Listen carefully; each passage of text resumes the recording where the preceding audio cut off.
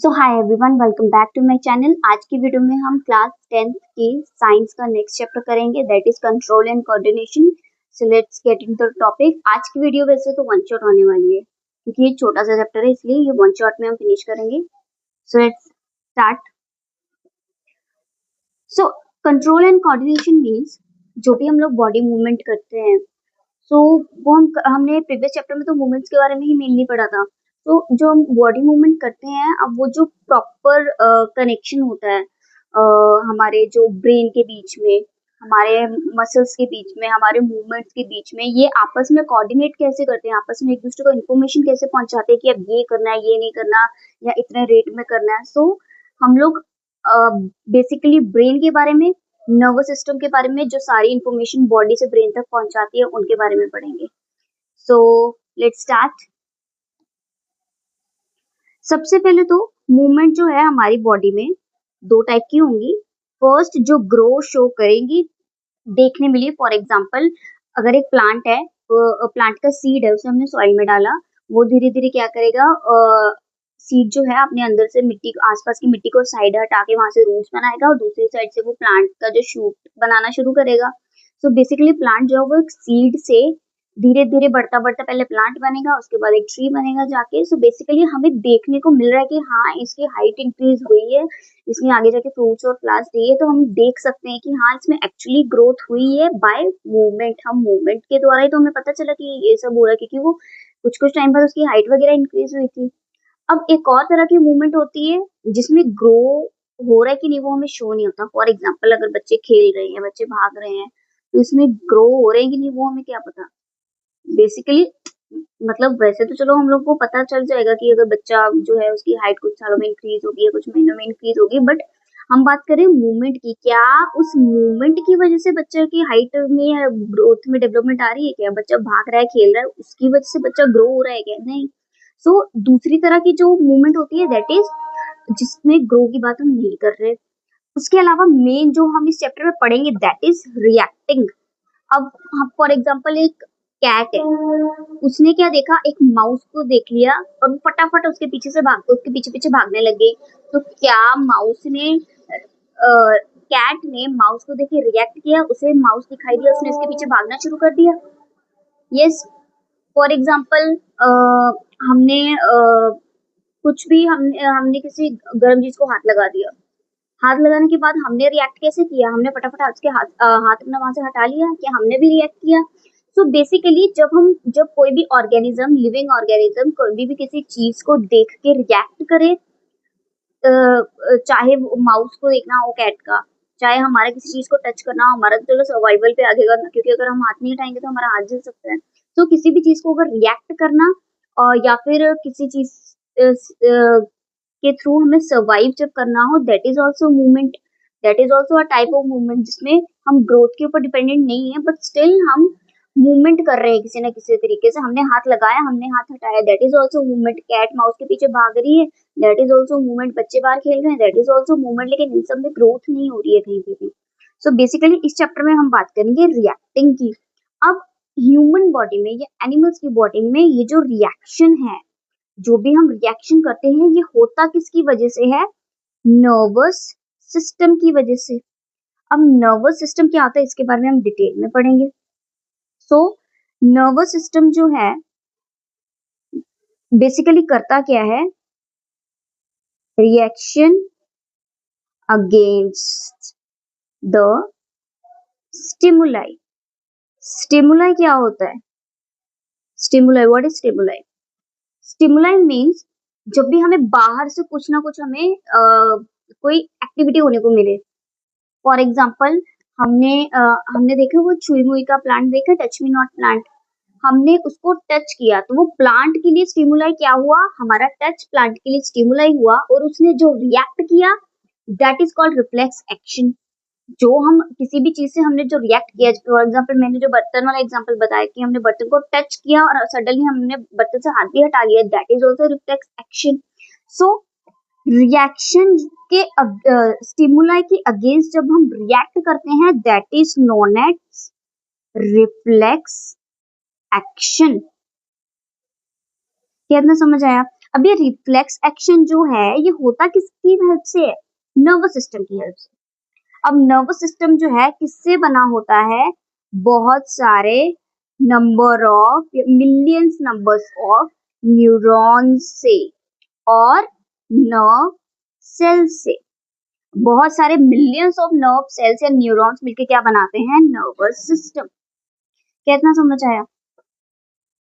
अब nervous system या neurons जो है होते कहाँ कहाँ पर है? दीज रिसेप्टर्स आर, रिसेप्टर्स क्यों बोला है? क्योंकि जो न्यूरॉन है वही जो है, फॉर एग्जांपल ये हमारी फिंगर है, हमारे फिंगर्स के अंदर, फिंगर्स के से लेकर हमारे ब्रेन तक, या वैसे तो पूरी बॉडी में ही चलो, बट अगर हम सिर्फ फिंगर से लेकर हम ब्रेन की बात करें तब भी बहुत सारे न्यूरॉन्स है। तो यहाँ हमारी फिंगर के जस्ट पास में जो न्यूरॉन होगा वो क्या करेगा? यहाँ से मैसेज पहुंचाता हुआ नेक्स्ट न्यूरॉन के अंदर मैसेज पहुंचाएगा, वही नेक्स्ट न्यूरॉन के अंदर मैसेज पहुंचाएगा, ऐसे नेक्स्ट न्यूरॉन के अंदर अंदर मैसेज पहुंचाते पहुंचाते वो मैसेज कहाँ जाएगा? हमारे ब्रेन में। और वो ब्रेन क्या करेगा? दोबारा उस मैसेज, उसी मैसेज को रिएक्ट करवाने के लिए एक मैसेज फिर से भेजेगा, जो हमारे ब्रेन से नर्वस सिस्टम से होता होता होता होता दोबारा हमारी फिंगर पे आएगा, ताकि हम लोग हमारा मसल मूवमेंट कर पाए, हम उस बर्तन से अपना हाथ हटा लें। सो इसीलिए इसको क्या कहते हैं? रिसेप्टर। क्योंकि उसने क्या किया? उसने स्टिमुलाई से जो है सिग्नल जो रिसीव किए that is called receptor. So these receptor are usually located in our sense organs. ये हमारे सेंस ऑर्गन्स में होते हैं। सेंस ऑर्गन्स मीन्स हमारी skin, eyes, nose, ears, tongue, ये हो गए। सो हमारे जो टंग में या टेस्ट बड में कौन से रिसेप्टर्स होते हैं? गस्टारेटरी रिसेप्टर्स। और हमारी जो नोज में स्मेल करने के लिए कौन से रिसेप्टर्स होते हैं? अल्फैक्टरी रिसेप्टर्स। दिस इज इम्पोर्टेंट, ये पूछा जा सकता है इन 1 मार्क्स। अब हम पढ़ेंगे स्ट्रक्चर ऑफ न्यूरॉन। न्यूरॉन क्या था? बहुत सारे मिलियंस ऑफ न्यूरॉन या नर्व सेल्स मिलके क्या बनाते थे? Human nervous system. Human nervous system क्या करता था? स्टिमुलाई से सिग्नल्स लेके ब्रेन को पहुंचाता था, और ब्रेन हमें रिएक्ट किस तरीके से करना है वो मैसेज दोबारा हमारे मसल्स तक पहुंचाता था, जहां से रिसीव हुआ था स्टिमुलाई, और क्या करवाएगा? रिएक्शन। वो जो रिएक्शन है उसे क्या बोलते हैं? Reflex action. किसी भी स्टिमुलाई के अगेंस्ट हम रिएक्ट करेंगे, दैट इज रिफ्लेक्स एक्शन। अब वो रिफ्लेक्स एक्शन जिस न्यूरॉन की हेल्प से हो रहा था हम उसका पढ़ेंगे अभी डायग्राम। डायग्राम जो है बहुत सिंपल है।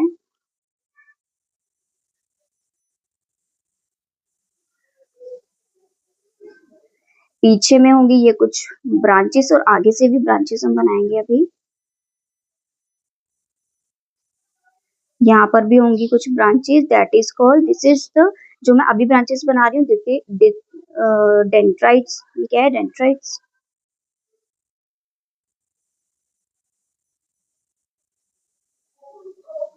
ये बीच में आ गया न्यूक्लियस। दिस,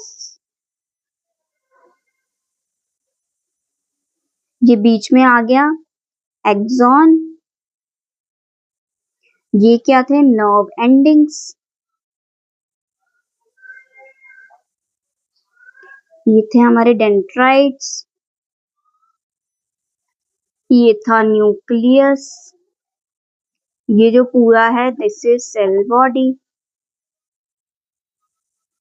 सो ये तो रहा न्यूरॉन का डायग्राम, जो बहुत इजी डायग्राम है, बहुत बार पूछ लेते हैं with the diagram tell about the human nervous system. So अब ये जो बेसिकली ये जो डेंड्राइट्स और ये जो पूरा ये जो हमारा नर्व सेल है या न्यूरॉन है, ये अरेंज अब किस तरीके से होगा? अब हमारी बॉडी में हम एग्जैक्टली वो जो सिग्नल से ब्रेन तक पहुंचाएंगे कैसे, वो हम देखते हैं। तो हमारा एक न्यूरॉन, जो नेक्स्ट न्यूरॉन है वो कहाँ होगा? वो यहाँ से स्टार्ट हो जाएगा। यहाँ पे ये नर्व एंडिंग आई थी, यहाँ पे जो है नेक्स्ट न्यूरॉन के क्या आ जाएंगे? डेंड्राइट्स। यहाँ से चिपकेंगे नहीं, बीच में गैप होगा।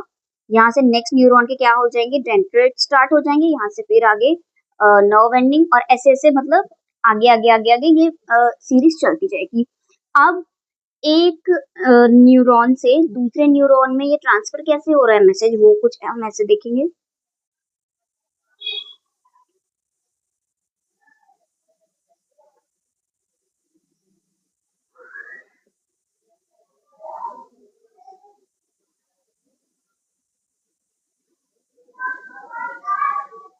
अब जैसे मान लो ये दो हमारे न्यूरॉन्स थे, इन दोनों के बीच में क्या होगा, इसके नर्व एंडिंग और इसके डेंड्राइट्स में बीच में गैप है। अब अगर हम इतने इतने पोर्शन को जूम करें तो वो कुछ इस तरह का दिखाई देगा, एक नर्व एंडिंग जो है वो कुछ इस तरह की दिखाई देगी और यहाँ पर क्या होगा, नेक्स्ट वाले का जो है डेंड्राइट होगा। अब इन दोनों के ये जो बीच का जो गैप है, इस गैप को क्या बोलते हैं हम, ये रहा वो गैप, अगर हम देखें तो इसको क्या बोलते हैं, साइनेप्स। ये एग्जाम में पूछा जाता है कि ये जो दोनों न्यूरॉन के बीच का जो गैप है, वी कॉल इट साइनेप्स। अब ये होता क्या है, फॉर एग्जाम्पल हमने हमारी फिंगर से हमने गर्म चीज को टच किया था, तो यहाँ पे जो फर्स्ट वाला जो न्यूरॉन था उसके जो डेंड्राइट्स हैं वो लेके जाएंगे सिग्नल एक्सॉन से होते हुए नर्व एंडिंग्स में, और नर्व एंडिंग से वो जाएगा साइनेप्स से केमिकल या इलेक्ट्रिक इम्पल्स वो किसको देगा, नेक्स्ट न्यूरॉन के डेंड्राइट्स को, फिर वहां से फिर एक्सॉन से होते हुए नर्व एंडिंग, उसके बाद नेक्स्ट न्यूरॉन के साइनेप्स से होते हुए नेक्स्ट न्यूरॉन के डेंड्राइट्स को। तो ऐसे करते करते वो जो सिग्नल है एट लास्ट कहाँ पहुंचेगा, हमारे ब्रेन में। उसके बाद वो ब्रेन जो है वो वापस वो मैसेज दोबारा भेज देगा हमारे मसल्स को कि यहाँ से हाथ हटाना पड़ेगा। ओके, सो इस गैप को हम यहाँ पे, तो हम ये जो प्रोसेस मैंने आपको बताया ये हम और डिटेल में भी आगे पढ़ेंगे। फिलहाल के लिए इन दोनों के बीच के गैप को क्या बोलते हैं, साइनेप्स। क्या इतना समझ आया? अब it is thus no surprise that nervous tissue is made up of organized network of nerve cells और न्यूरॉन। हमने तो ये पढ़ा कि बहुत सारे नर्व्स के न्यूरॉन्स मिलके क्या बनाएंगे, एक nervous system, and is specialized for conducting information via electric impulse from one part। ये भी हमने पढ़ लिया कि एक न्यूरॉन से दूसरे न्यूरॉन में साइनेप्स के थ्रू जब जाएगा वो मैसेज, तो वो जाएगा किस फॉर्म में, इलेक्ट्रिकल इम्पल्स की फॉर्म में, इलेक्ट्रिकल सिग्नल्स की फॉर्म में। अब रिफ्लेक्स एक्शन क्या होता था, हमने स्टार्टिंग में ही पढ़ा, रिएक्शन अगेंस्ट द स्टिमुलाई। ये तो क्या था, रिफ्लेक्स एक्शन ही, हमने जो रिएक्ट कर दिया उसको क्या बोलते थे, रिफ्लेक्स एक्शन। अब ये जो मैंने आपको प्रोसेस पूरा बताया कि वो एक न्यूरॉन से दूसरे न्यूरॉन की तरफ जाएगा, ब्रेन में जाएगा, इसको हम थोड़ा और डिटेल में पढ़ेंगे। और उस प्रोसेस को क्या बोलते हैं कि पहले वो सिग्नल बॉडी से ब्रेन में गया, ब्रेन से वापस वो फिर बॉडी में आया, मसल्स में आया और हमने हाथ पैर हटाया। इस प्रोसेस को, पूरे होल प्रोसेस को क्या बोलते हैं हम, रिफ्लेक्स आर्क। सबसे पहले अगेन देख लेते हैं रिफ्लेक्स एक्शन क्या था, reaction against the stimuli. Reaction against the stimuli हमने नर्व सिस्टम के थ्रू हमने ये सब पढ़ लिया। उसके बाद जो वो प्रोसेस था, ये सब कुछ हुआ किसकी वजह से, रिफ्लेक्स आर्क की वजह से। रिफ्लेक्स आर्क क्या होता है, प्रॉपर प्रोसेस की ऐसे मैसेज गया ब्रेन की तरफ, ब्रेन से वापस मसल में आया, the whole process is known as reflex arc.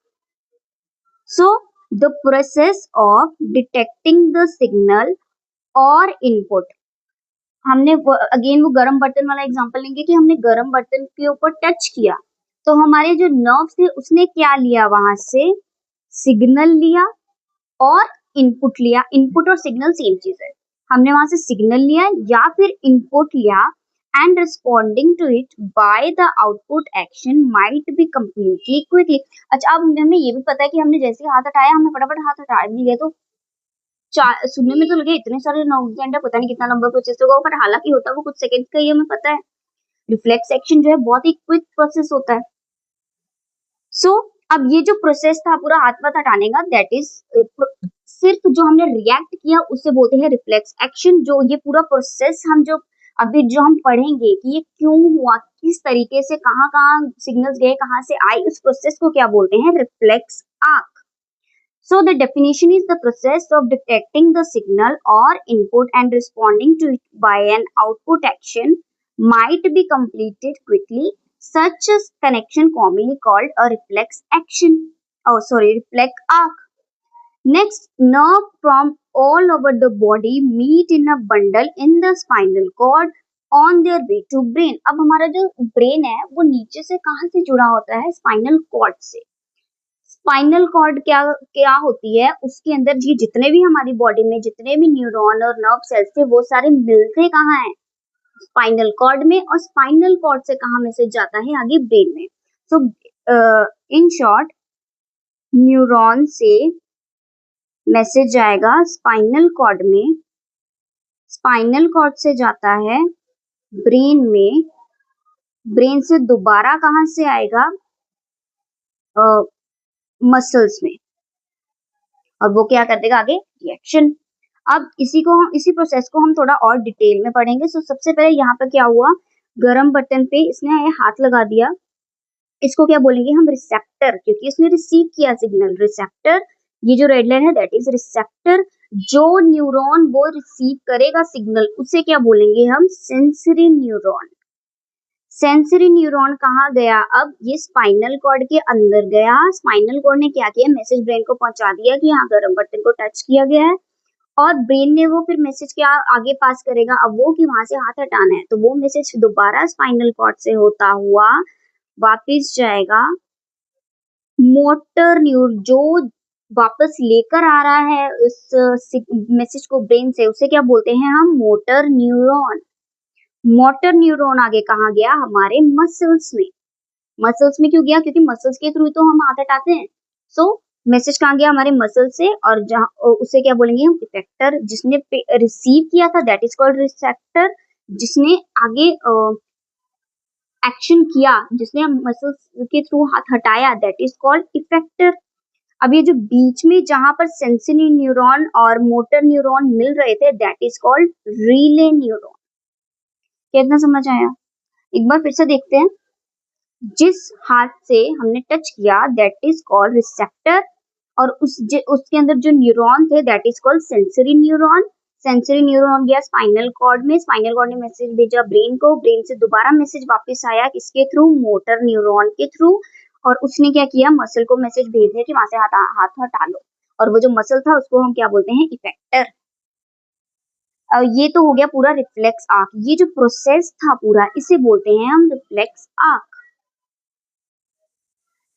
सो अब हम करेंगे ह्यूमन ब्रेन, क्योंकि हमने पहले पढ़ा था रिफ्लेक्स एक्शन या रिफ्लेक्स आर्क के बारे में, जिसमें मेन जो हमारी बॉडी को जो सिग्नल दिया जिसने कि अभी वहां से हाथ हटा लो, या जो रिस्पॉन्ड या रिएक्ट करने में जिसने मेन हमारी हेल्प की दैट इज ब्रेन, क्योंकि ब्रेन ने ही तो हमें एट लास्ट सिग्नल भेजा कि वहां से हाथ हटाना पड़ेगा। सो अब हम डिटेल में पढ़ेंगे about human brain, this is really important topic. So human brain क्या है, हमारी पूरी बॉडी का कोऑर्डिनेटिंग सेंटर है, मतलब जो हमारे दिमाग में सोचेगा, जो कंट्रोल करेगा चीजों को, जो रिएक्ट हमें करवाएगा, जो वॉलंटरी या इनवॉलंटरी एक्शंस को जो है कंट्रोल करेगा, वो कौन होगा, human brain. That why it is called main coordinating centre, क्योंकि सब कुछ यही जो है कोऑर्डिनेट करेगा। हमारी कोऑर्डिनेट मीन्स एक संतुलन बना के रखना, एक बैलेंस बना के रखना बिटवीन हमारे मसल्स, हमारे ब्रेन या हमारी सोच, इन सबको एक साथ में कंट्रोल करना, that is coordinating centre of the body. अब ह्यूमन ब्रेन जो है हमारा, उसे प्रोटेक्ट करने के लिए भी कुछ चीजें चाहिए, तो मेनली उसे 3 चीजें चाहिए। फर्स्ट है स्कल, स्कल हमें पता है that is made up of human bone, it is a bony structure that protects the brain. उसके अलावा ब्रेन के स्कल के अलावा हमें क्या चाहिए, 3 मेम्ब्रेन्स, उन तीनों मेम्ब्रेन्स को जब इकट्ठा करके हम क्या बोलते हैं मेनिंग्स। मेनिंग्स के अलावा हमें एक फ्लूइड चाहिए that is cerebrospinal fluid. Cerebrospinal fluid क्या होता है, हमारी ब्रेन के आसपास एक फ्लूइड या लिक्विड होगा that is known as cerebrospinal fluid. अब हमने ये पहले भी किया कि हमारा जो ब्रेन है वो नीचे से कहाँ से कनेक्ट होता है, स्पाइनल कॉर्ड से। ब्रेन और स्पाइनल कॉर्ड मिलके क्या बनाएंगे, central nervous system. Central nervous system क्या हेल्प करता है, हमारी सोचने में हेल्प करेगा। कितना समझ आया। अब सेंट्रल नर्वस सिस्टम और हमारी पूरी बॉडी में जितने भी नर्व्स है उन सबको मिलके क्या वो बनाएगा पेरिफेरल नर्वस सिस्टम। ये 2 इंपॉर्टेंट टर्म्स है जो हमें याद होने चाहिए, दैट इज ब्रेन और स्पाइनल कॉर्ड मिलके क्या बनाएंगे सेंट्रल नर्वस सिस्टम। और सेंट्रल नर्वस सिस्टम और हमारी बॉडी के सारे न्यूरॉन्स या मसल्स या नर्व सेल्स जितनी भी चीजें हैं वो सारी मिलके क्या बनाएंगी पेरिफेरल नर्वस सिस्टम। लेकिन ब्रेन का मतलब ये नहीं कि पूरा का पूरा ब्रेन ही कनेक्टेड है। ब्रेन में क्या कनेक्टेड है, ब्रेन से आने वाली क्रेनियल नर्व्स। क्रेनियल का मतलब हमेशा होता है रिलेटेड टू ब्रेन और हेड। सो ब्रेन से कुछ नर्व्स आती हैं that is called cranial nerves, और स्पाइनल कॉर्ड से कुछ नर्व्स आएंगी that are spinal nerves. So cranial nerves, spinal nerves और हमारी जो बॉडी पार्ट्स है, मसल है, ये सब बेसिकली मिलके बनाती हैं पेरिफेरल नर्वस सिस्टम। अब हमने यहाँ पे सीएनएस लिखा था, तो इसका मतलब ये नहीं कि पूरा का पूरा हमारा ब्रेन और स्पाइनल बॉडी पूरी की पूरी कनेक्टेड, नो, सिर्फ ब्रेन से आने वाली क्रेनियल नर्व्स कनेक्टेड है, स्पाइनल कॉर्ड से आने वाली स्पाइनल नर्व्स कनेक्टेड है, और हमारी जो बॉडी पार्ट्स और मसल से आने वाली जो नर्व सेल्स आपस में कनेक्टेड है, वो सब मिलके बनाती हैं बेसिकली पेरिफेरल नर्वस सिस्टम। अब ये जो हमारा पेरिफेरल नर्वस सिस्टम है, वो करेगा क्या? वॉलेंटरी एक्शंस को कंट्रोल करेगा। वॉलेंटरी एक्शन मींस वो एक्शन जो हमारे कंट्रोल में होते हैं। फॉर एग्जांपल लिखना, चलना, बैठना, उठना, ये सब चीजें हमारी कंट्रोल में है, उन सबको क्या बोलते हैं? Voluntary actions. अब ये रहा डायग्राम ऑफ द ब्रेन। अब हम इस डायग्राम से ही थोड़ा सा और डिटेल में पढ़ेंगे ब्रेन के बारे में बेसिकली। हालांकि आपकी बुक में बहुत ज्यादा डिटेल में नहीं है, मेन हमें इसका फंक्शंस ही देखने हैं। तो सबसे पहले तो है ये फोर ब्रेन, हमारे आगे वाला, ये हमारा ब्रेन है, तो ये आगे वाला जो है इसे क्या बोलते हैं? Fore brain. फोर ब्रेन किस किस से मिलके बना होता है? सेरिब्रम से मिलके, हाइपोथैलेमस एंड पिट्यूटरी ग्लैंड, ये तीन चीजों से मिलके क्या बना होता है? हमारा फोर ब्रेन। सेकेंड पार्ट क्या आएगा? मिड ब्रेन, ये बीच वाला part, that is called mid brain. First part हमारा ब्रेन का क्या? हमारा ब्रेन बेसिकली तीन चीजों से बनता है, तो फर्स्ट क्या था? फोर ब्रेन, मैंने बता दिया, जो सेरिब्रम, हाइपोथैलेमस और पिट्यूटरी ग्लैंड से मिलके बना हो। सेकंड क्या है? Mid brain. थर्ड है हाइंड ब्रेन। हाइंड ब्रेन किससे मिलके बना होता है? पोन्स से, मेड्यूला से और सेरिबेलम से। ये रहा pons, this is medulla, this is cerebellum. एक चीज और, बच्चे बहुत कंफ्यूज होते हैं सेरिब्रम और सेरिबेलम में, तो इसमें कंफ्यूज नहीं है, ये तो आप स्पेशली कर लो कि जो फोर ब्रेन में सेरिब्रम ही होगा और हाइंड ब्रेन में सेरिबेलम ही होगा, और नीचे से क्या जा रही है? Spinal cord. सो अब हम देखते हैं इसी को थोड़ा और इलेबोरेट करके। सो ब्रेन तीन पार्ट्स में कन्वर्ट है, डिवाइड किया गया है तीन कैटेगरीज में। फर्स्ट फोर ब्रेन में मैंने बता दिया, cerebrum, hypothalamus and pituitary gland. Mid brain यहाँ पे सेकंड पार्ट है, इसका कोई और डिवीजन नहीं है, यहीं पर है। उसके अलावा हाइंड ब्रेन में क्या है? Pons, medulla and cerebellum. अब हम थोड़ा इनका डिटेल में फंक्शंस क्या है बेसिकली वो देखेंगे। सो फोर ब्रेन क्या है? हमारे ब्रेन का सबसे लार्जेस्ट पार्ट। ये रहा हमारा ब्रेन, ये ऑलमोस्ट ये सारा पार्ट क्या है? Fore brain. फोर ब्रेन में भी सबसे बड़ा पार्ट कौन सा है? ये वाला, that is known as cerebrum. सबसे पहले अगर ऑप्शन में सिर्फ तो फोर ब्रेन दे रखा है या सेरिब्रम नहीं दिया हुआ, तो हम लोग फोर ब्रेन को टिक करेंगे कि यार this is the largest part of our brain. अगर फोर ब्रेन और सेरिब्रम दोनों ऑप्शंस में है, तो हम किसको टिक करेंगे? सेरिब्रम को।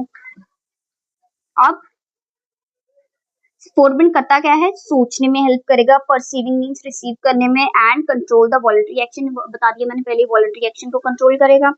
अब देखते हैं फोर ब्रेन के अंदर जो सेरिब्रम है वो क्या करेगा? वो कंट्रोल करेगा इंटेलिजेंस को, मेमोरी को, learning, emotions and voluntary movements. ये सब चीजें तो बेसिकली फंक्शन, तो ये तो आपको याद रखनी ही पड़ेगी, इसका कोई ट्रिक करना और कुछ भी नहीं होगा, ये लर्न करने वाली चीजें हैं जो फंक्शंस है मेनली। नेक्स्ट है हाइपोथैलेमस, जो फोर ब्रेन का पार्ट है, ये क्या करेगा? हमारी भूख, हंगर को कंट्रोल करेगा, हमारी थर्स्ट, स्लीप साइकिल को, बॉडी टेम्परेचर को, इमोशंस को, इन सब चीज को कंट्रोल करेगा हाइपोथैलेमस। नेक्स्ट है पिट्यूटरी ग्लैंड, ये क्या करता है? हार्मोन सिक्रीट करने में हेल्प करेगा। पिट्यूटरी ग्लैंड के बारे में हम इसी चैप्टर में डिटेल में अभी आगे पढ़ेंगे। नेक्स्ट है मिड ब्रेन, ये जो मिडिल पार्ट है, ये करता क्या है? फोर ब्रेन को और हाइंड ब्रेन को कनेक्ट करेगा। अब ये करेगा क्या? Reflex movement. रिफ्लेक्स मूवमेंट क्या था? वही एक्शन अगेंस्ट द स्टिमुलाई, मतलब हमने हमारे ऊपर अगर मान लो कुछ आगे कोई कीड़ा बैठ गया हमारे सिर पे आके, इंसेक्ट बैठ गया, तो हम फटाफट सिर ऐसे हिलाएंगे कि वो उठ जाए, तो that is also reflex movement. हमने वही अगेन वो गर्म चीज से हाथ हटाया, that is also reflex movement. हमने कुछ भी रिफ्लेक्स वाली चीज की, स्टिमुलाई के अगेंस्ट बिना सोचे समझे कोई ना कोई एक्शन किया, वो कौन कंट्रोल करता है? Mid brain. सो उसके अलावा ये क्या करेगा? हम ऑब्वियसली हम रिफ्लेक्स एक्शन जो है, हम जब भी हम लोग किसी चीज के आगे स्टिमुलाई के अगेंस्ट रिएक्ट करते हैं, हम नॉर्मली सडनली ही रिएक्ट करते हैं, हम सोच समझ के रिएक्ट नहीं करते कि हमारा हाथ जल रहा है तो हमें हाथ हटाना ही है। सडनली हमारी बॉडी क्या कर देती है? हाथ को खुद ब खुद हटा लेगी, that is called reflex action. अब मिड ब्रेन हमारी बॉडी के रिफ्लेक्सेस को कंट्रोल करता है, मतलब वो हमारी बॉडी को अलर्ट भी तो रख रहा है, so it keeps the body alert. अब थर्ड पार्ट है हिंड ब्रेन। हिंड ब्रेन जो है हमारी बॉडी का लोएस्ट पार्ट है, नीचे वाली जगह पे था। हियर इट इज, ये रहा हिंड पार्ट, हिंड ब्रेन, ये तीनों चीजों को मिलके हिंड ब्रेन बन रहा है।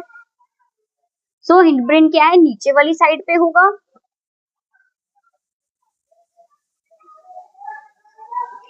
उसके अलावा it connects the brain with the spinal cord, क्योंकि हिंड ब्रेन के नीचे से ही स्पाइनल कॉर्ड निकल रही है, सो ये ब्रेन को स्पाइनल कॉर्ड के साथ कनेक्ट भी कर रहा है। अब इसके अंदर पार्ट है सेरिबेलम। सेरिबेलम क्या करेगा, हमारी बॉडी को बैलेंस करेगा, पोस्चर बनाएगा, कोऑर्डिनेशन बिटवीन द मूवमेंट। इसका मेन सबसे इजीएस्ट एग्जांपल है साइकिलिंग। हम साइकिलिंग करते हैं, हमारी बॉडी, हम लोग अपने आप को शुरू में तो चलो हम लोग गिरते रहते हैं, बट स्टिल उससे भी इजीएस्ट एग्जांपल अगर मैं बात करूं, नॉर्मल खड़े होना। शुरू में एक बेबी खड़ा नहीं हो पाता प्रॉपर्ली, बट वो धीरे धीरे आगे खड़ा होने लग जाता है। तो अभी भी हम अगर खड़े हो रहे हैं या अगर हम बैठे भी हैं, तो हमारा पोस्चर या हमारी बॉडी को बैलेंस करके मेंटेन करके खड़ा कौन कर रहा है, सेरिबेलम। उसके बाद हम साइकिलिंग वगैरह करते हैं, उसमें हमारी बॉडी जो है बैलेंस वगैरह हम कर सकते हैं, that is also with the help of cerebellum. Next है पोन्स। पोन्स भी क्या करेगी, helps in the relay actions या रिफ्लेक्स एक्शंस। उसके अलावा ये कंट्रोल किससे करती है, ब्रीथिंग को। नेक्स्ट स्लीप साइकिल को। स्लीप साइकिल, हम सोने वाला पूरा साइकिल, और सोते सोते हमारी ब्रीथिंग सही रहे, उसे कौन कंट्रोल करेगा, पोन्स। नेक्स्ट है मेड्यूला। मेड्यूला क्या करेगा, हमारी बॉडी की इनवॉलेंटरी एक्शन को कंट्रोल करेगा। इनवॉलेंटरी मीन्स जो हमारे हाथ में नहीं है। फॉर एग्जाम्पल, हमारा ब्लड प्रेशर ऊपर नीचे होना हमारे हाथ में नहीं है, हमारा ब्लड शुगर ऊपर नीचे होना हमारे हाथ में नहीं है। हम लोग कार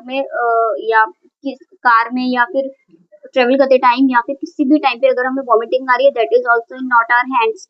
सो ये जितनी भी चीजें जो हमारे कंट्रोल में नहीं है, that is controlled by medulla. अब मेड्यूला बेसिकली क्या है, वो किससे कनेक्ट होती है, स्पाइनल कॉर्ड से।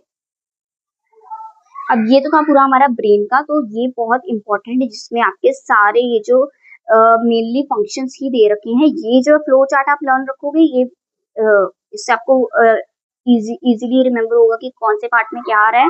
नेक्स्ट है, ये सब उसके फंक्शंस मैंने आपको बता दिए। नेक्स्ट पार्ट है, वही पार्ट आ रहा है फिर से, हमारी जो ब्रेन है वो किससे, ब्रेन और स्पाइनल कोड बेसिकली जुड़ के कंट्रोल सेंट्रल नर्वस सिस्टम बना रहा था।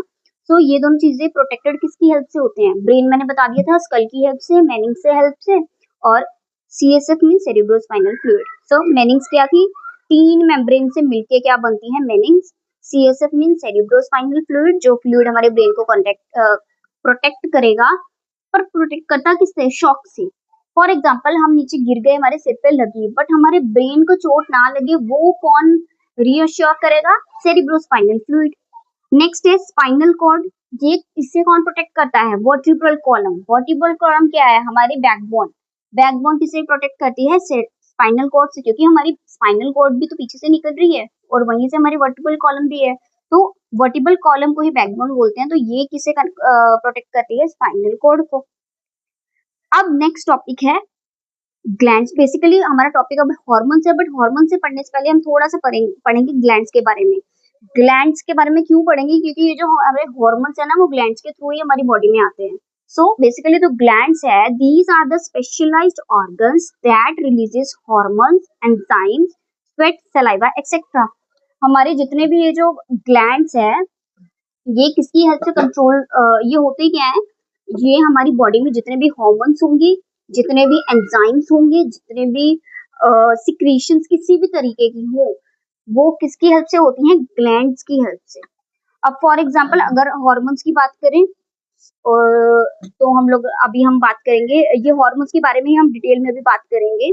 उसके अलावा एंजाइम्स की अगर बात करें, तो हमने बात की थी डाइजेस्टिव सिस्टम के टाइम पे कि हमारे जो मुंह के अंदर है वो क्या रिलीज होता है, सलाइवा।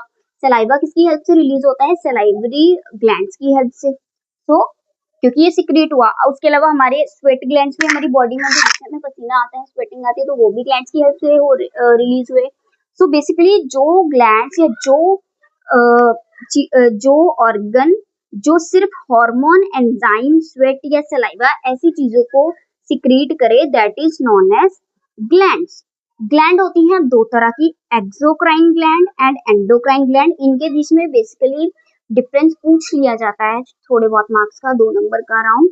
सो एक्सोक्राइन ग्लैंड क्या होता है, जो डक्ट्स मीन, अगर सिंपल भाषा में बोलूं तो पाइप्स, पाइप्स के थ्रू क्या करेगा, एंजाइम या स्वेट या सलाइवा को रिलीज करेगा।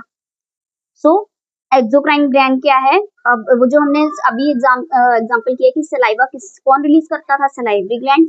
सो अभी वो सलाइवरी ग्लैंड क्या था, वो डक्ट्स के थ्रू सलाइवा रिलीज कर रहा था। वो क्या करेगा, अपने अंदर पहले थोड़ा सा एंजाइम या किसी भी हम लोग ग्लैंड की बात करें तो वो क्या करता है, पहले एंजाइम को स्टोर करके रखेगा, उसके बाद जब उसे जरूरत होगी तब वो उसे रिलीज कर देगा डक्ट से।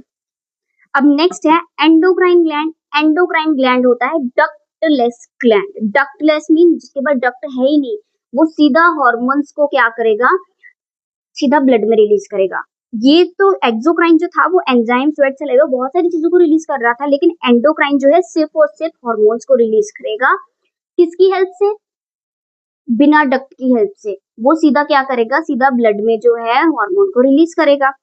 अब हम पढ़ेंगे डिटेल में हार्मोन्स के बारे में। हार्मोन्स क्या है, chemical messengers released by the endocrine gland.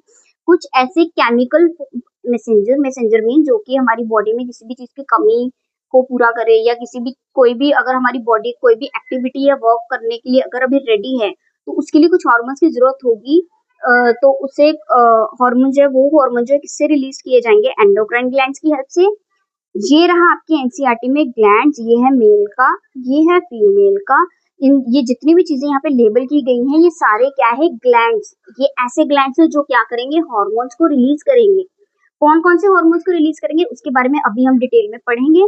फिलहाल के लिए मेल और फीमेल्स में क्या है, सेम तरह के ग्लैंड होते हैं, सब कुछ सेम होगा, सिर्फ एक एक्सेप्शन होगी, दैट इज मेल में क्या होगा, टेस्टिस होगा, और ह्यूमन फीमेल्स में क्या होगा, ओवरीज होगा, क्योंकि दोनों अलग अलग सेक्स है, एक मेल है एक फीमेल है, तो दोनों के अंदर वाले जो सेक्स हार्मोन्स है वो भी अलग होंगे। मेल में टेस्टिस चाहिए और फीमेल्स में ओवरीज क्या करेगी, फीमेल या सेक्स हार्मोन रिलीज करेगी।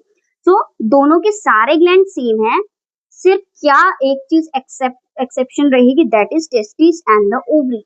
ये दो जो है एक्सेप्शन रहेगी, उसके अलावा सारी चीजें सेम है। सो सबसे पहले हम स्टार्ट करेंगे पिट्यूटरी ग्लैंड से। पिट्यूटरी ग्लैंड जो है अभी हमने ब्रेन के टाइम पे भी पढ़ा था, पिट्यूटरी ग्लैंड होती कहाँ पे है, ये रही पिट्यूटरी ग्लैंड, जो किसका पार्ट थी, फोर ब्रेन का। सो पिट्यूटरी ग्लैंड जो है कहाँ होगी, जस्ट बिलो द हाइपोथैलेमस। ये रहा हाइपोथैलेमस, उसके जस्ट नीचे है पिट्यूटरी ग्लैंड। अब पिट्यूटरी ग्लैंड करती क्या है, ग्रोथ हार्मोन को रिलीज करेगी।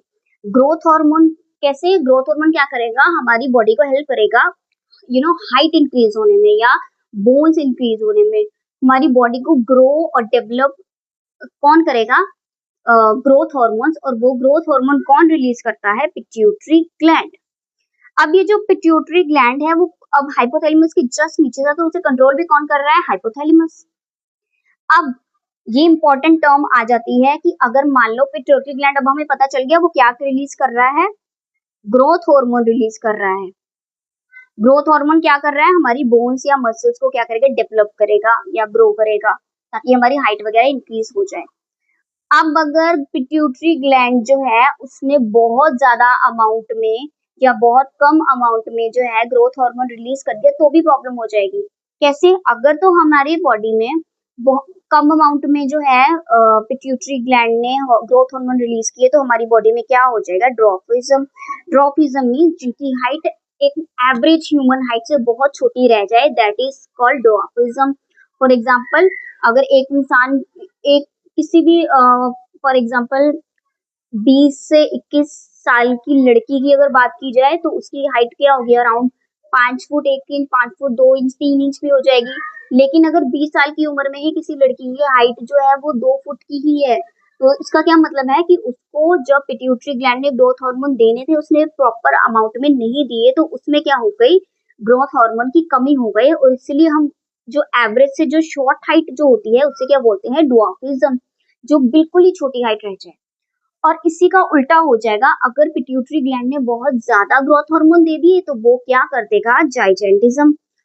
जाइजेंटिज्म मींस नॉर्मल से हाइट बहुत ज्यादा, किसी एवरेज अगर लड़के की हाइट अगर 22-23 साल की उम्र में अगर 5 फुट 9 इंच या 6 फुट 1 इंच या 2 इंच भी है, लेकिन वहीं अगर दूसरे बंदे की हाइट उसी एज में 7 8 10 फुट तक जा रही है, तो उसका क्या मतलब है कि उसे पिट्यूटरी ग्लैंड ने बहुत ज्यादा ग्रोथ हार्मोन दे दिया। और जब एवरेज से हाइट बहुत ज्यादा बड़ी हो जाए, उसे क्या बोलते हैं, जाइजेंटिज्म। ये दो इंपॉर्टेंट टर्म्स है जो एग्जाम से पूछी जाती हैं। अब नेक्स्ट है थायराइड ग्लैंड। थायराइड जो है, थायराइड से पता चलनी चाहिए गले में। तो थायराइड ग्लैंड क्या है, वो अटैच किससे होगा, विंड पाइप से। ये थायराइड से याद रखना क्या रिलीज करेगा, थायरोक्सिन। थायरोक्सिन क्या है, वो किससे बना होता है, आयोडीन से। आयोडीन मतलब जो हमारे नमक में यूजुअली हम कहते हैं ना कि नमक में आयोडीन है, तो वो जो आयोडीन है वो उसी आयोडीन से क्या बना होता है, थायरोक्सिन। जो कौन रिलीज करता है, थायराइड ग्लैंड। अब थायरोक्सिन करता क्या है, हमारी बॉडी में बहुत सारे कार्बोहाइड्रेट्स या फैट्स या प्रोटीन्स ऐसी चीजों को डाइजेस्ट करने में या अब्सॉर्ब करने में कौन हेल्प करता है, थायरोक्सिन। बेसिकली यहाँ पे तो लिखा, आपकी बुक में तो लिखा है मेटाबॉलिज्म। मेटाबॉलिज्म मीन वही होता है कि जो carbs and fats and proteins को है जो सिंपल से कॉम्प्लेक्स से सिंपलर फॉर्म में ब्रेक डाउन करना, उसके बाद मेन मेन चीजें जो है वो अब्सॉर्ब करना, that is all the process is called metabolism. So हमारी जो थायराइड ग्लैंड है वो थायरोक्सिन रिलीज करता है किसके लिए, ताकि वो मेटाबॉलिज्म जो है वो कंट्रोल कर पाए of carbs fats and proteins. अब अगर हमारी बॉडी में थायरोक्सिन की कमी हो जाए, थायरोक्सिन की कमी होना मींस आयोडीन की भी कमी होना, तो अगर हमारी बॉडी में एक्सट्रीम अमाउंट में थायरोक्सिन या फिर आयोडीन की कमी हो जाए तो क्या होता है, गोइटर। गोइटर क्या होता है, आपने शायद देखा भी हो या आप अगर गूगल करेंगे तो आपको दिखाई देगा। गोइटर में क्या होता है, हमारे जो नेक एरिया है ना, ये बहुत ज्यादा स्वेल हो जाता है, मतलब हद से ज्यादा, बहुत ज्यादा स्वेल हो जाए तो उसे क्या बोलते हैं, गोइटर। उसका क्या मतलब होता है कि आयोडीन की इतनी ज्यादा कमी हो गई कि उससे क्या कौन सी डिसीज हो गई, गोइटर। गोइटर में ये पूरी चीज फूल जाती है। सो अब नेक्स्ट है पैराथायरॉइड ग्लैंड। अब थायराइड है, पहले हमने थायराइड ग्लैंड पढ़ा था, थायराइड से अब हम पढ़ेंगे पैराथायरॉइड ग्लैंड, मतलब ये भी थायराइड ग्लैंड के आसपास ही होगी। ये क्या रिलीज करेंगी, पैराथॉर्मोन। पैरा से, पैराथायो से याद रखना है, पैराथॉर्मोन। ये करता क्या है, हमारी बॉडी में कैल्शियम और फास्फोरस को क्या करेगा, कंट्रोल करेगा, ये रेगुलेट करेगा। अब अगर इसकी कमी हो गई, पैराथॉर्मोन की कमी होगी, तो वो क्या करेगा, हमारे मसल्स को क्रैम्प्स देगा, हमारी मसल्स में जल्दी पेन होने जाएगी, कुछ भी करेंगे तो हमारे नील्स वगैरह ये जो है वीक होने लग जाएंगे। सीजर्स अटैक्स मीन्स वो जो सीजर अटैक मीन जो मिर्गी का दौरा टाइप, बट ये एक्सट्रीम केसेस में होता है। अगर हम नॉर्मल केस की बात करें तो muscle cramps and weak brittle nails, weak and brittle nails mean कमजोर नील्स। नेक्स्ट है, अगर यही पैराथॉर्मोन जो है ज्यादा हो जाए तो ये क्या करेगा, किडनी स्टोन वगैरह कर देगा, एब्डोमेन पेन करेगा, बेसिकली किडनी को जो है ये अफेक्ट करेगा।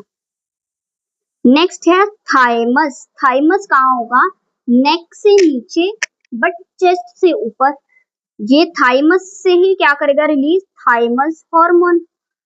थाइमस हार्मोन क्या करता है, इम्यून सिस्टम जो है हमारी बॉडी का डेवलप करेगा। हमारी अब हम जो छोटे बच्चे हैं, छोटे जो न्यू बॉर्न से या बिल्कुल अर्ली चाइल्डहुड वाले जो बच्चे होते हैं, इनमें इम्यूनिटी सिस्टम जो है अभी बन रहा होता है, इसीलिए छोटे बच्चों में जो है थाइमस हार्मोन जो है ज्यादा अमाउंट में देखा जाएगा।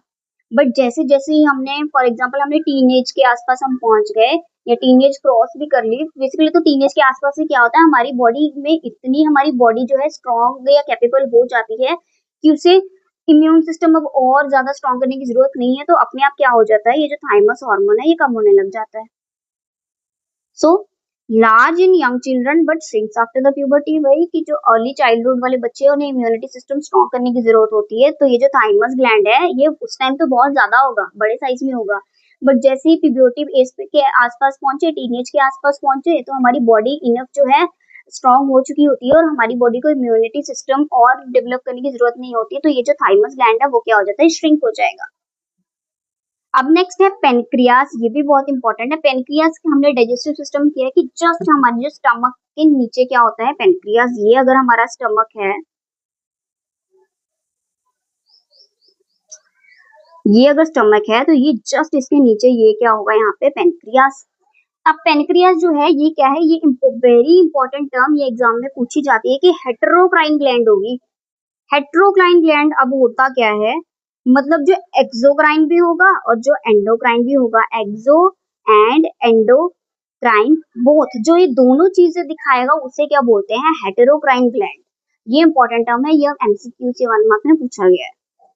सो अगर हम बात करें एक्सोक्राइन ग्लैंड की, एक्सोक्राइन ग्लैंड क्या होता था, जो डक्ट्स के थ्रू अपने हार्मोन जो भी एंजाइम्स वगैरह को जो भेज रहा था।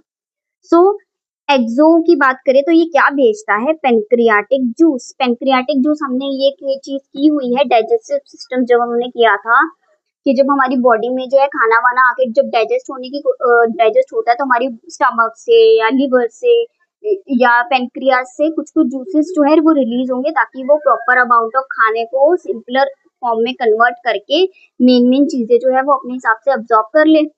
तो पेनक्रियास जो है वो डाइजेशन के टाइम क्या करता है, ट्रिप्सिन कुछ तो वो पेनक्रियास से याद रखना, पेनक्रियाटिक जूस जो है वो रिलीज करेगा। पेनक्रियाटिक जूस में क्या चीजें वो रिलीज कर रहा है, trypsin and lipase. Trypsin and lipase क्या करेगा, डाइजेशन में हेल्प करेगा। अब अगर हम बात करें एंडोक्राइन ग्लैंड की, एंडोक्राइन ग्लैंड डक्टलेस ग्लैंड, जिसमें डक्ट्स नहीं होती, तो ये दो चीजें रिलीज करेगा, पहली है इंसुलिन, दूसरी है ग्लूकागॉन। इंसुलिन क्या करती है, हमारे ब्लड के शुगर लेवल को कम कर देगी। अगर हमारी ब्लड में इंसुलिन बहुत ज्यादा हो जाए तो हम कहते हैं ना कि इसकी शुगर कम हो गई, तो वो क्यों होती है, क्योंकि इंसुलिन का लेवल बढ़ गया होता है उस टाइम। और अगर ग्लूकागॉन ज्यादा हो गया तो हमारा क्या होगा, शुगर लेवल बढ़ जाएगा, वो क्या कर देगा, डायबिटीज करवा देगा। सो दो चीजें यहाँ भी इंपॉर्टेंट है, इंसुलिन एंड ग्लूकागॉन। अब नेक्स्ट है एड्रिनल ग्लैंड। एड्रिनल ग्लैंड होते कहाँ पर है, किडनीज के जस्ट ऊपर। ये है, अगर हमारी ये पहली किडनी है या हमारी दूसरी किडनी है, ये यहाँ से लाइनिंग यूरेटस गया, जस्ट ये किडनी, दोनों किडनी के ऊपर कुछ ऐसे ट्राइंगुलर फॉर्म में क्या हो गया, हमारे एड्रिनल ग्लैंड। एड्रिनल ग्लैंड का दूसरा नाम क्या है, ग्लैंड ऑफ इमरजेंसी, क्योंकि ये इमरजेंसी में ही मेनली हमारी हेल्प करते हैं। अब ये रिलीज क्या करेंगे, एड्रिनल ग्लैंड से एड्रेनलिन हार्मोन। इसकी जरूरत कब पड़ती है, जब फॉर एग्जांपल हम बहुत तेज भागे भागे भागे, हमारी एक टाइम पे के बाद आकर हमारे अंदर बिल्कुल ऐसे हो गया कि हम भाग ही नहीं सकते, बट कभी कभी होता है ना, सडनली हमारे अंदर फिर से कुछ स्पाइक होता है कि नहीं हम तो अभी भी हम और भाग सकते, सडनली वो एनर्जी जो आती है हमारी बॉडी में वो कहाँ से आती है, एड्रेनलिन की हेल्प से। So it secret large amount, adrenaline जो है बहुत ज्यादा अमाउंट में हमारी बॉडी में रिलीज किया जाता है। कब किया जाता है, फियर, जब बहुत ज्यादा डर हो या बहुत ज्यादा एक्साइटमेंट हो उस टाइम पे।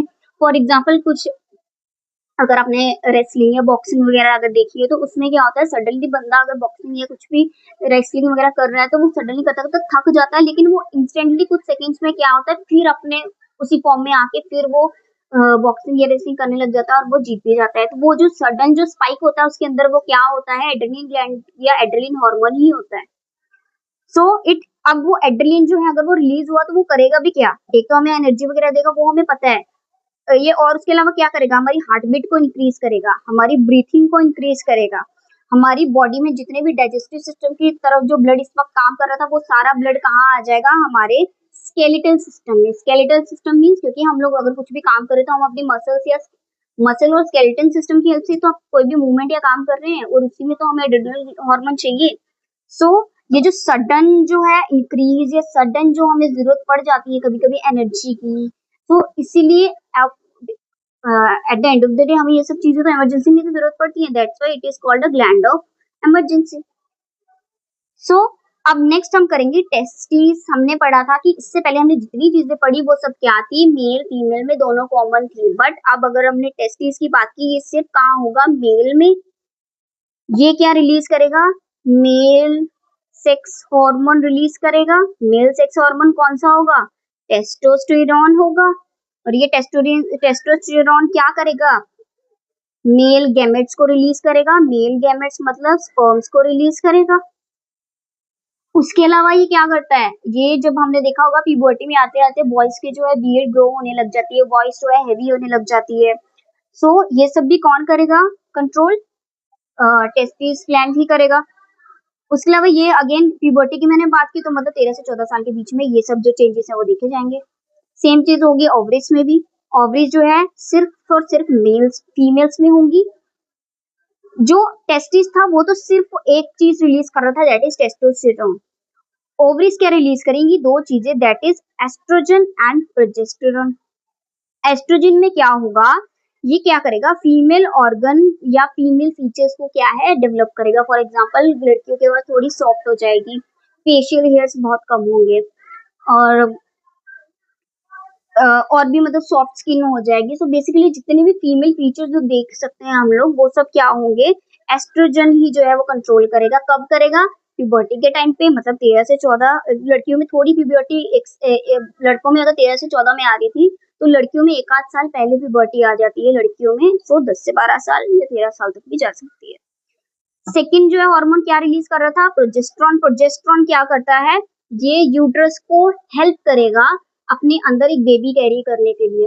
अब वो बेबी कैरी जो है उससे क्या बोलते हैं? इम्प्लांटेशन या फिर मेंटेन्स द प्रेगनेंसी। सो ये भी सिंपली फिनिश। अब हमने सारी बात कर ली एनिमल्स के बारे में। एनिमल्स की हमने बात की, नर्वस सिस्टम के बारे में, हमने ब्रेन की बात कर ली, हमने हार्मोन्स की भी बात कर ली।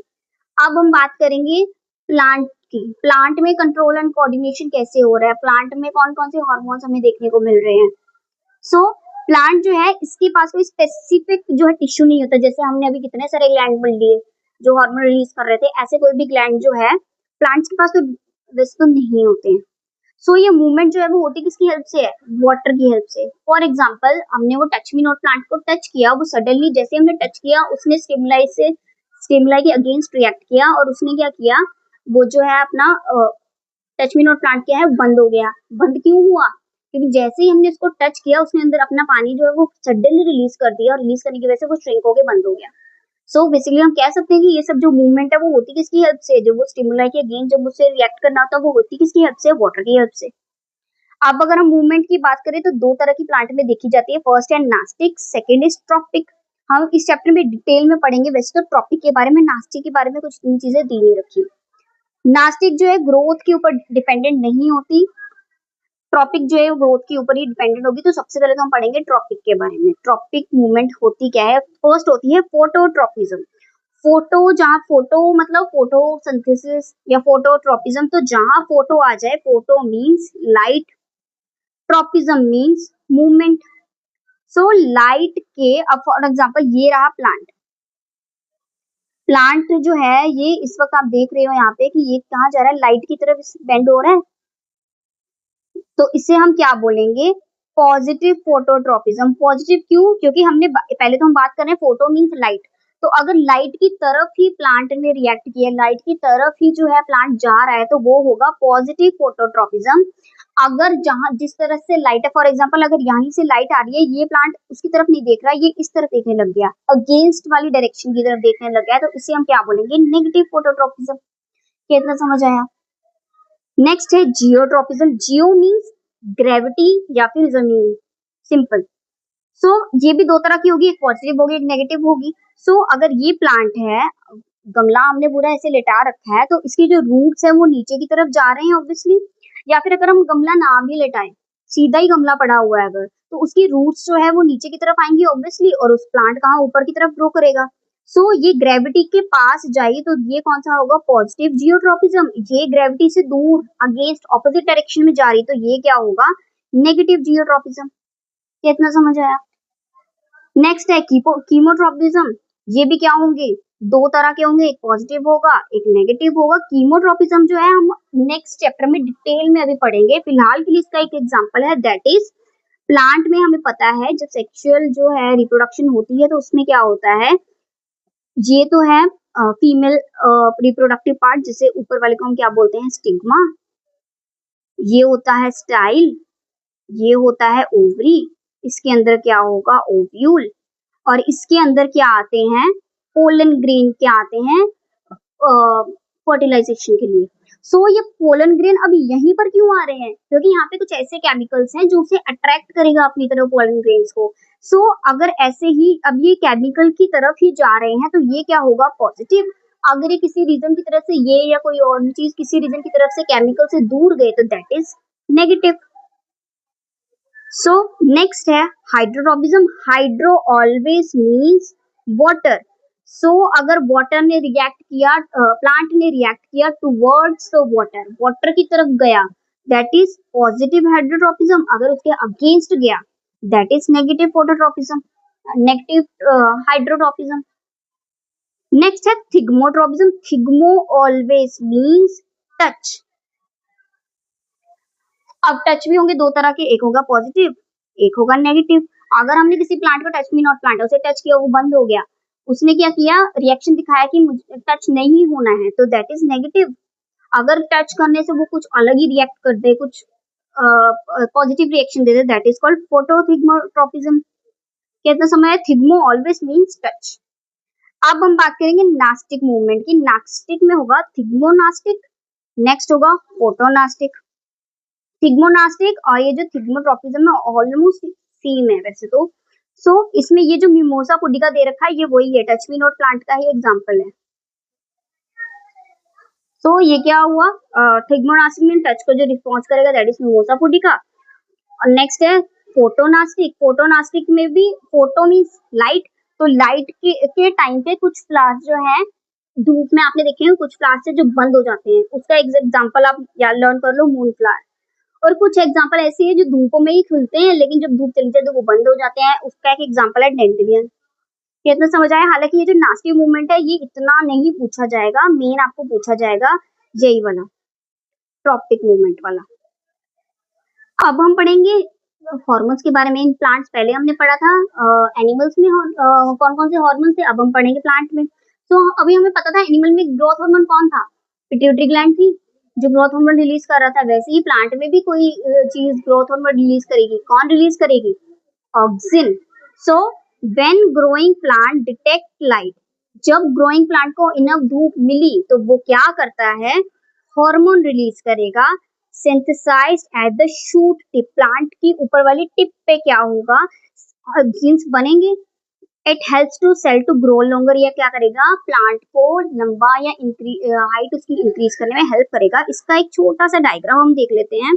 फॉर एग्जाम्पल ये रहा एक प्लांट का शूट और यहाँ से क्या आ रही है, धूप।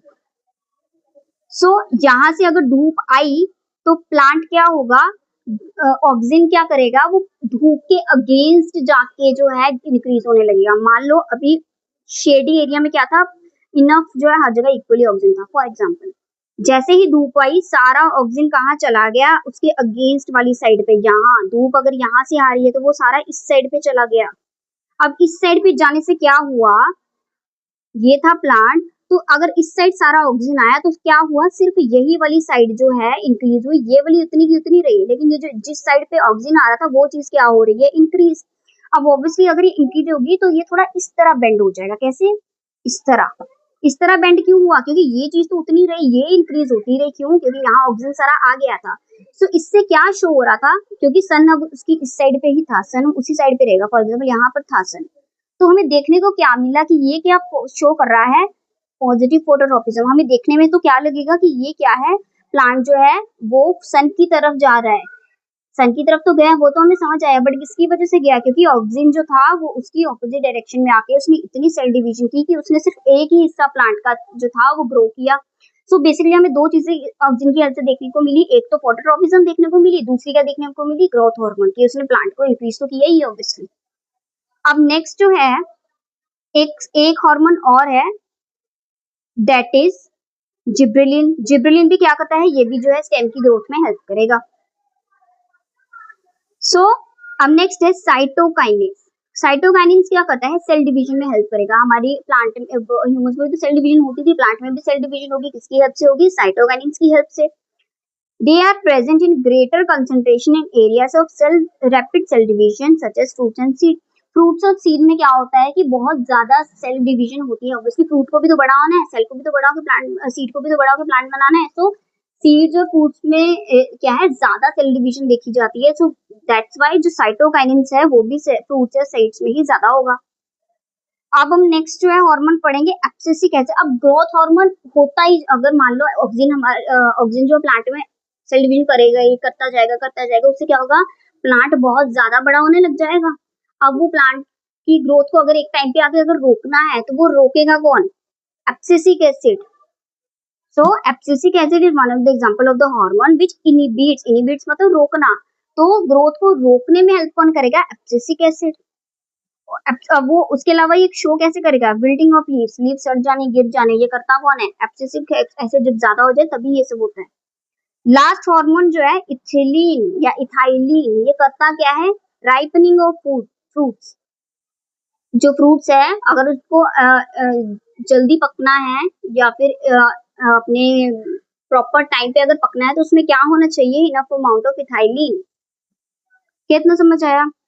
सो बेसिकली हमने किए 1 2 3 4 5 5 तरह के हॉर्मोन्स। फर्स्ट था ऑक्सिन जो था ग्रोथ हार्मोन, जो क्या दिखाता है कि वो सिर्फ एक साइड प्लांट को जो है इंक्रीज करेगा, जिस साइड अगर मान लो यहाँ सन था तो वो इस साइड चला जाएगा, अगेंस्ट द सन चला जाएगा और इस साइड के प्लांट का इस साइड को क्या करेगा? इंक्रीज करेगा। और उससे हमें क्या दिखाई देगा कि प्लांट जो है वो सन की तरफ ऐसे बेंड किया, बट बेसिकली हुआ क्या था? उसने एक तो चलो मान लो कि फोटोट्रॉपिज्म भी हमें शो करवा दी, बट हुआ क्या था? बेसिकली ऑक्सीजन ने क्या किया? ग्रोथ हार्मोन एक साइड पे रिलीज कर दिया और प्लांट की हाइट इंक्रीज हो गई, इंक्रीज हुई, इसके अलावा प्लांट बेंड भी हो गया। तो हमें देखने में क्या लगता है कि जो सन है वो प्लांट जो है वो सन की तरफ बेंड हो रहा है। Concentration of oxygen stimulates the cell to grow longer on the side of shoot which is away from the light. जो ऑक्सीजन है वो कहाँ सेल डिवाइड हो रहा था? Away from the light. अब अवे फ्रॉम द लाइट था तो इसी तरफ बेंड होगा, ऑपोजिट डायरेक्शन में बेंड होगा, मतलब सन की तरफ बेंड होगा। That's why the plant appears to bend towards the light. ये पहला हार्मोन हो गया ऑक्सीजन का। बहुत इंपॉर्टेंट, मैं बार बार बोल रही हूँ कि ऑक्सीजन ही ग्रोथ हार्मोन होता है, ये बहुत बार एग्जाम में पूछा गया इन 1 मार्क। नेक्स्ट है gibberellin. Gibberellin also help in the growth of the stem. Cytokinase क्या करेगा? सेल डिवीजन में हेल्प करेगा। मेनली कहाँ करेगा? फ्रूट या सीड्स में। थर्ड है एब्सिसिक एसिड, ग्रोथ को रोकेगा। नेक्स्ट है इथाइलिन, फ्रूट को पकने में हेल्प करेगा। सो यहाँ हो गया आपका ये चैप्टर फिनिश। ये बहुत ही छोटा सा टॉपिक था, बट बहुत छोटा सा चैप्टर था एक्चुअली, बट ये बहुत इंपॉर्टेंट चैप्टर भी था। बहुत सारे क्वेश्चंस थे, फॉर एग्जांपल ब्रेन या ये hormones of plants, hormones of animals, बहुत सारी चीजें इसमें से पूछी जाती हैं। सो ये चैप्टर तो अब यही फिनिश हो रहा है। अब हम मिलेंगे in the next video with the new chapter. So thank you so much for watching. If you like the video, please do like, share, comment and subscribe to my channel. Thank you so much. Bye.